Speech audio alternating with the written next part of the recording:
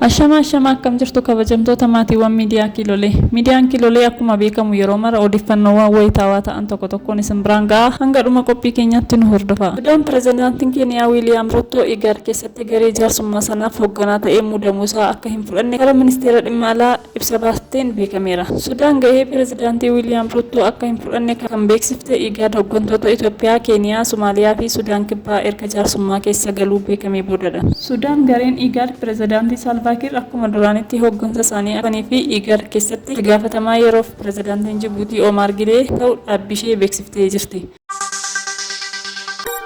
Jilli hooggantoota olaanoo paartii badhaadhinaa obbo Adam Faaraan durfamu Akaadaamii Hooggansa Afrikaatti biqiltuu dhaabaniiru. Jilli ministeerotaa itti aanaa pirezidaantii paartii badhaadhinaa obbo Adam Faaraan durfamu kutaa magaalaa mana Abbichuu Mooraa Akaadaamii Hooggansa Afrikaa keessatti biqiltuu ashaaraa magariisaa dhaabaniiru. Naannoo Sidaamaattis hooggantoonni mootummaa federaalaa fi naannolee mata duree egeree keenya har'aa haa dhaabnu jedhuun naannoo Sidaamaa aanaa Daarraa Otiilichootti biqiltuu ashaaraa magariisaa dhaabaniiru.